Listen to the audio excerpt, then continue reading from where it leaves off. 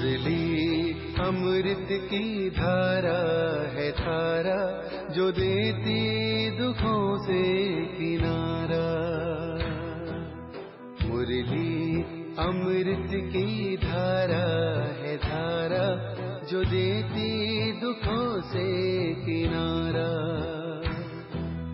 भूले जीवन में हो जाए शिव बाबा मुरली में समझाए। भूले जीवन में हो जाए शिव बाबा। ओम शांति। आज की तारीख है 1 अगस्त 2023 के बाबा के साकार महावाक्य। मीठे बच्चे, माया की पीड़ा से बचने के लिए बाप की शरण में आ जाओ।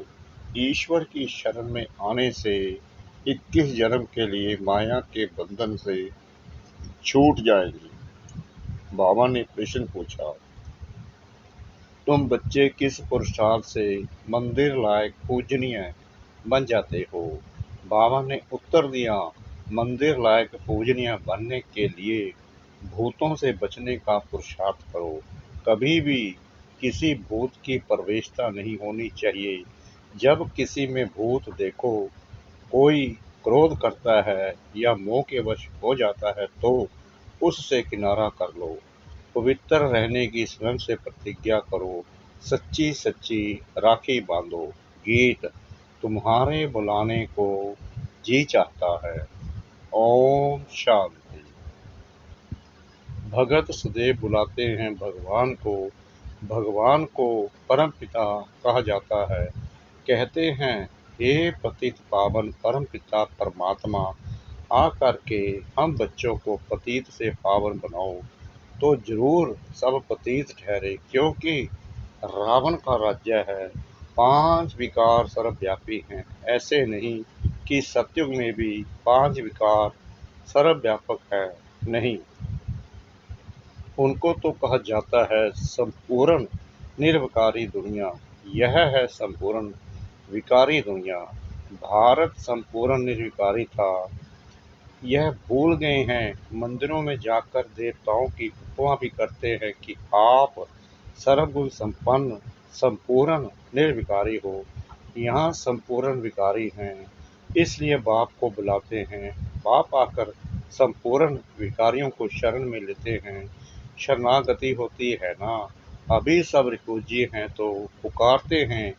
आत्मा पुकारती है बाप को, बाबा हम आत्माएं बिल्कुल विकारी बन गई हैं, आप आकर निर्विकारी बनाओ।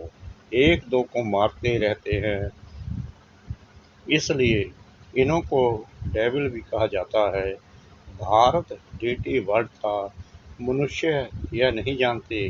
बरोबर भारत देवी देवताओं की भूमि थी, वह राज्य करते थे, परंतु आधा कल्प से माया ने धीरे धीरे करके बिल्कुल ही पतित बना दिया है।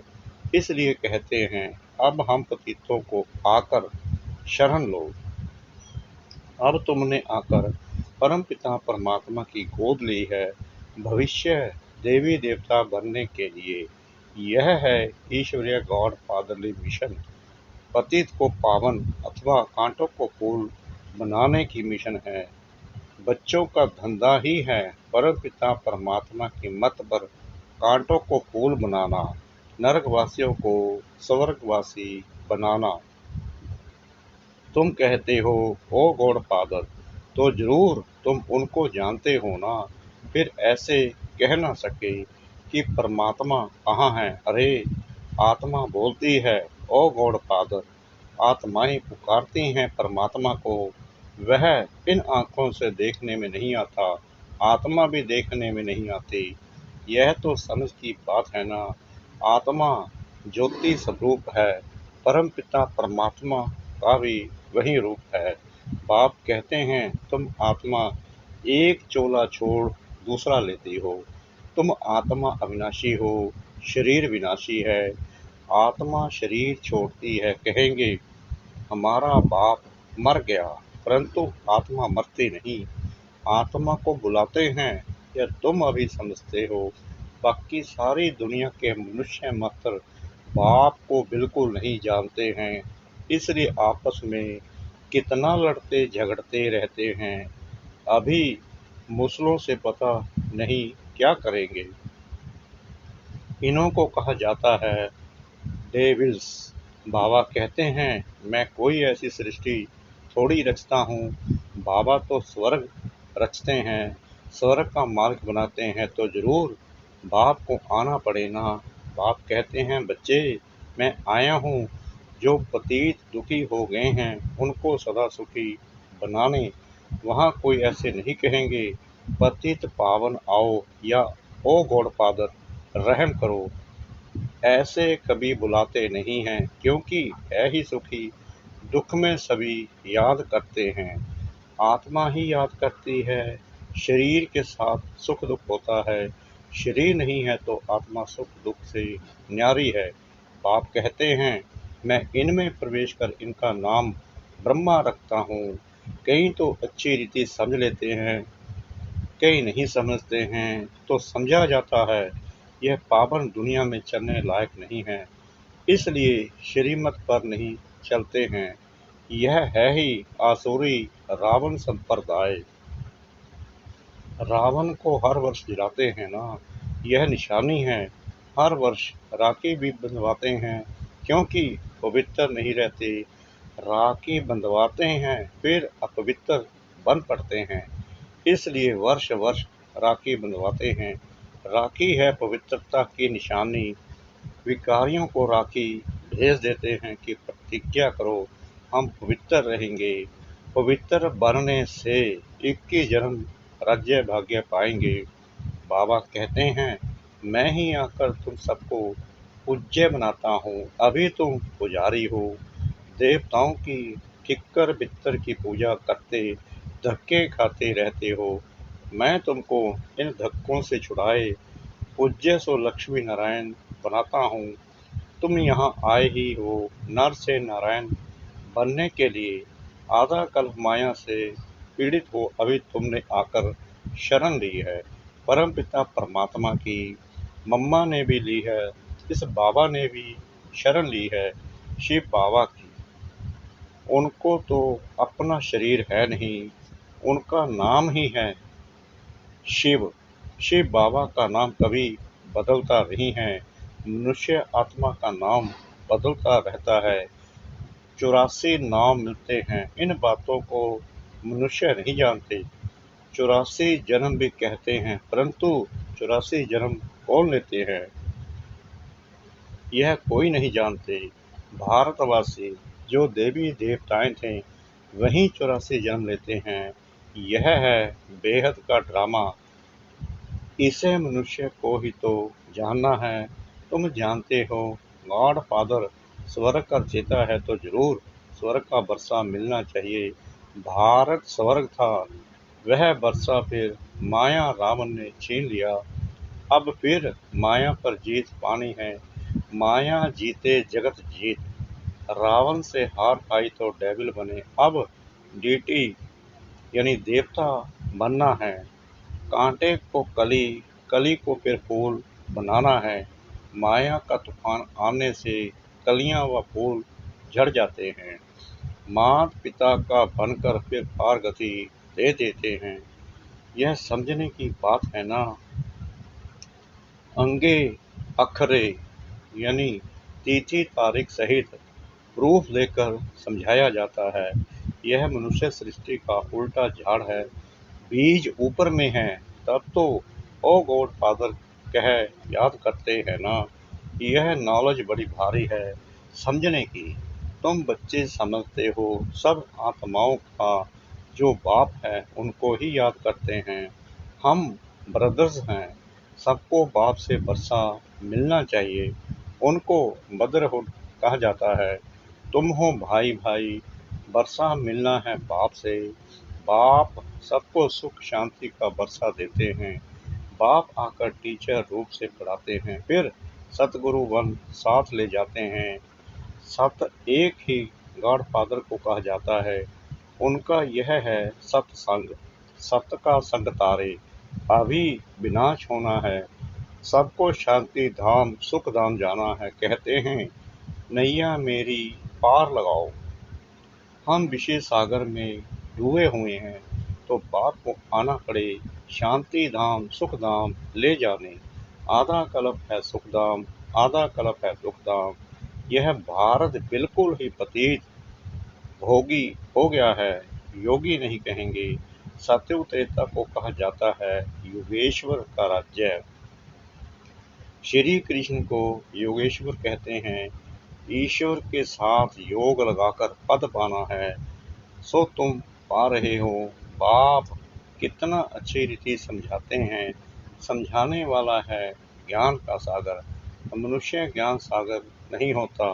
यह बाबा अपने को ज्ञान सागर नहीं कहते। तुम अभी मास्टर ज्ञान सागर बन रहे हो।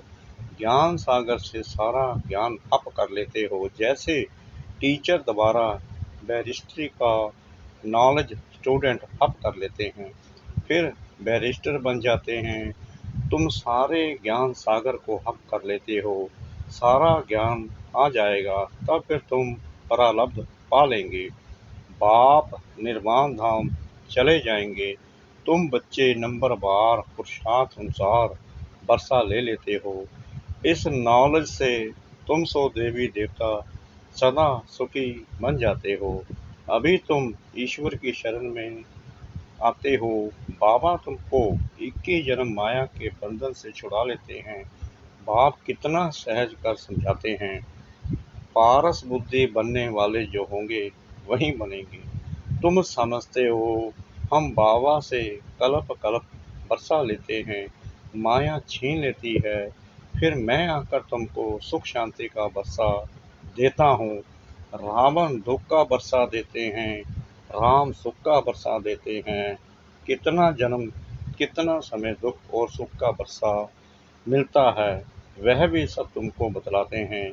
बाप कहते हैं सिर्फ मुझ बाप को याद करो। मैं आत्मा परम पिता परमात्मा का बच्चा हूँ। बस बाप को याद करते रहो तो तुम्हारे विक्रम विनाश हो जाएंगे। तुम विक्रमाजित राजा बन जाएंगे। विक्रमाजित राजा का सत्य एक से शुरू हुआ, फिर विक्रम संवत 2500 वर्ष बाद शुरू होता है। विक्रमाजीत और विक्रम भारतवासियों के दो संवत हैं। विक्रम का संवत सभी जानते हैं, विक्रमाजीत का संवत भूल गए हैं। यह है पढ़ाई। देखो मुरली भी कितना ट्रेवल यानी यात्रा करती है, नहीं तो गोप गोपियों को मुरली कैसे पहुँचे। टेप्स भी जाती है, सब सेंटर्स टेप सुनते रहेंगे। यह मुरली है वंडरफुल। इसके लिए ही गान है कि गोपियाँ तड़पती थी। बाप कहते हैं मैं तो आता ही हूँ पतित दुनिया में। सतयुग में देवताओं को अपार सुख है, इतना सुख कोई पा न सके। हीरे जवाहरों के महल में रहते हैं, यहाँ तो सोना कितना महंगा है। वहाँ तो तुम सोने की ईंटों के महल बनाएंगे, फिर उनमें हीरों की जड़त होती है। बाप बच्चों को क्या से क्या बना देते हैं। सिर्फ पवित्र रहने की प्रतिज्ञा करनी है। क्रोध का भूत नहीं होना चाहिए। समझा जाता है इनमें भूत की प्रवेशता है, इनको किनारे कर दो।